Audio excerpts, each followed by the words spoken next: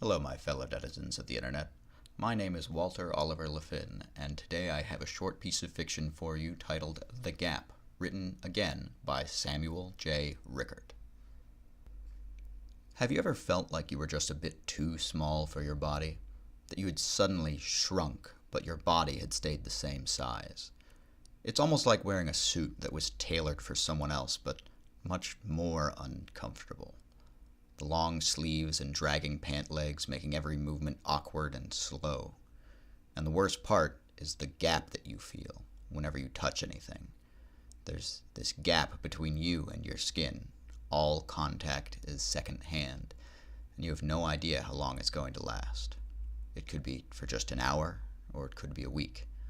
Words cannot describe it, but that doesn't mean I won't try. You wake up and you can feel that something is wrong. Something just feels off, but you can't quite put it into words. Your first clue is when you stumble while getting out of bed. Your foot hit the ground much sooner than you expected it to. You blame it on being half asleep and try to continue your day. Getting dressed takes longer than usual, longer than even exhaustion can account for. It isn't until you grab the handle of the fridge that you feel it, that telltale gap. Just the barest of space between you and the fridge. But you feel it, and your hand shoots off the handle like it's on fire. You decide to skip breakfast. The walk to school is slow and laborious. You have to focus on putting one foot in front of the other to make sure you don't trip over your wrong-sized limbs. When you finally make it to class, you are 5 minutes late, even though you left 10 minutes early. You try your best to make your walk look nonchalant. You can tell from the first step that you failed.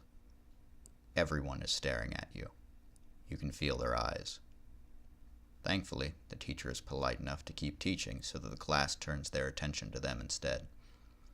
Or maybe the teacher was just doing everything they could to not stare at you as well. That seems much more plausible to you, but you can't really tell. When you finally make it to a seat near the back of the classroom, you collapse into the chair. Oh God, does sitting feel weird. You can feel the pressure from the chair pushing up against your skin, but it just doesn't bridge the gap. It feels bigger now. The chair is farther away than the fridge handle was this morning. You try your best to get comfortable, but you know that it won't happen. You shut it out the best you can and try to pay attention to the teacher. Class is already over. How did that happen so quickly? You weren't that late, were you? You double-check the clock, and sure enough, the full period is passed. You must have been trying to get comfortable for much longer than you thought. You think about grabbing food before you leave campus, but the thought of food just makes the gap around your stomach all the more noticeable. Food can wait. You make it home 20 minutes later than you normally do, but you're home. Your backpack drops off the gap around your shoulders, and you do your best to take a deep breath. That almost felt normal. Homework is not happening. You know that one from experience. Maybe TV will help distract you, if you can get comfortable on the couch. You find something, anything, to turn on the TV. Hours pass. You have no idea what you're even watching, and then it finally hits you. You're hungry. Food hadn't crossed your mind since you walked home from school. Maybe with how hungry you are, you'll actually be able to eat something. You hope. You spend much too long looking into the fridge. You notice how cold your face is and finally close it. Nothing sounds good. Nothing can overpower the gap. You grab a granola bar and make your way up to bed. It isn't late enough to go to sleep. You aren't tired, but your bed is the only place you can think of that would be more comfortable. Sleep would be a bonus right now. The cat has puked on your bed. Again. It's already dry and it's off to the side, so you decide that you can ignore it for now. Cleaning can happen later.